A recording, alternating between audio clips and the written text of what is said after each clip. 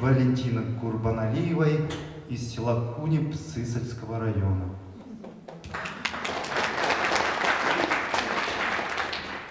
И вы знаете, продолжая свой рассказ, вот я попал в счастливое стечение обстоятельств, когда работали тренеры в Воркуте. Они, наверное, работали так в Советском Союзе, везде.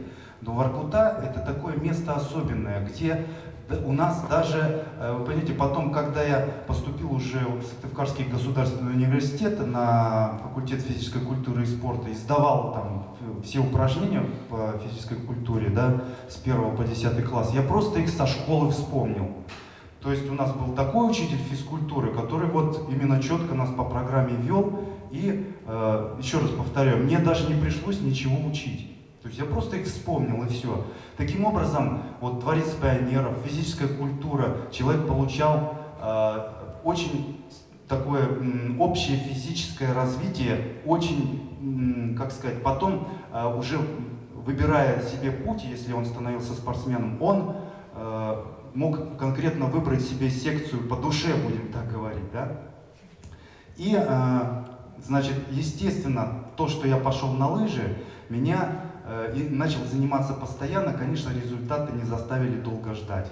Вот. И первый такой, моя удачная гонка и, наверное, точка отсчета, будем так говорить, да, в моей жизни, то, что я выбрал спортивную карьеру, она состоялась здесь, в Сыктывкаре, в Эжелинском районе. Мы из Воркуты приехали сюда на соревнования, дело было весной, и я, значит, думаю, ну пробегу себе так себе, потому что зачеты там в ПТУ и так далее есть, все, надо сдавать все, готовлюсь, думаю, так себе пробегу. В итоге выиграл дистанцию 10 километров свободным стилем, и ко мне подошел тренер уже Центрального совета общества трудовые резервы и сказал, ну что, пора тренироваться серьезно, нужно идти в сборную команду России.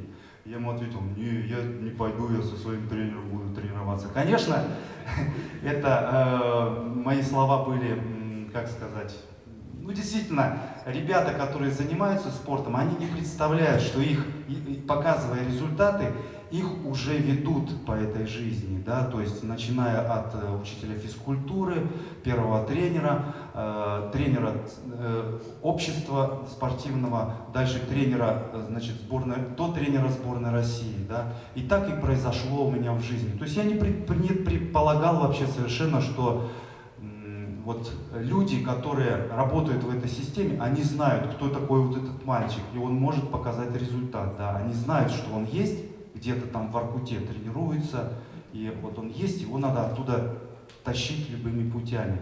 Вот я думаю, что это счастливое стечение обстоятельств как раз и позволило мне, сейчас я проживаю в Сыктывкаре, позволило мне когда-то переехать, если уж я начал показывать высокие спортивные результаты, переехал и проживал уже здесь в общежитии школы высшего спортивного мастерства.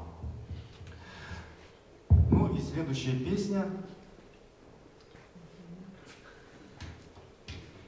на стихи Татьяны Тороповой из народного хора Горенко, поселка Птицефабрика. Песня называется «Сыктывкар», так как я переехал в Сыктывкар.